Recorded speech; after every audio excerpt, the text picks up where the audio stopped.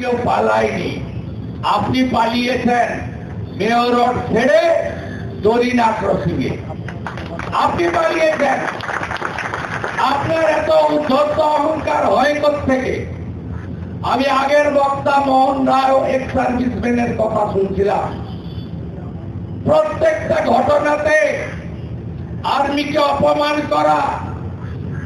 এর আগে অবন্তিপুরার পরে যখন আমাদের এয়ারফোর্স অন্যার ভূতকে মারা, ভিতরে ঢুকে মারল, তখন এই মুখ্যমন্ত্রী নবান্নর গেটে দাঁড়িয়ে বলেছিল প্রমাণ কোথায়?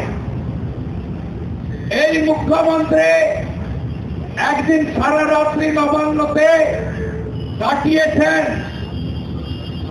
আর্মির একটা এক্সারসাইজ রয়েছে, বড় বড় ব্রিজ গুলো, সেখান থেকে কত গাড়ি যাতায়াত করে ইন্টারন্যাশনালি কাউন্ট করার একটা এক্সারসাইজ হয় কয়েক বছর অন্তর অন্তর। এক বছর গাড়ি কাউন্ট করছিল আমাদের সেকেন্ড ব্রিজের দ্বিতীয় হুগলি সেতুতে।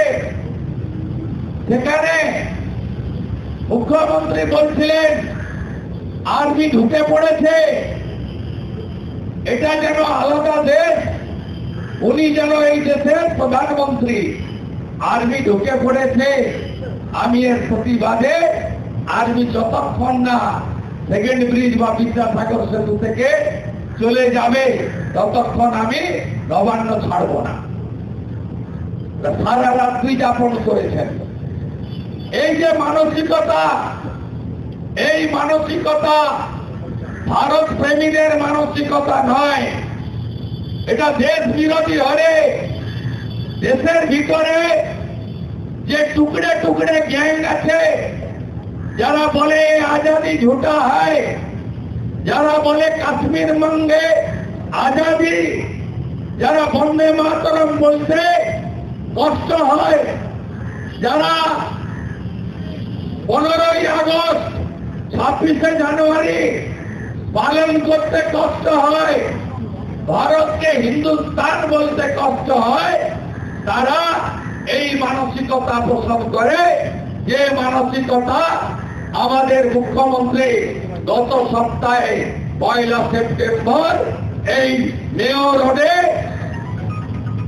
সাংবাদিকদের সামনে ভাঙা মঞ্চে চাটুকার কলকাতা পুলিশের একটা অংশকে নিয়ে আর কিছু তোলাবাজ ওনার পার্টির কর্মচারীদের নিয়ে বলেছেন তাকে আমরা ঘৃণা করি, প্রতিবাদ করি এবং আমার আর্মি, আমার জান, আমার মান, আমার স্থান, আমার গৌরব।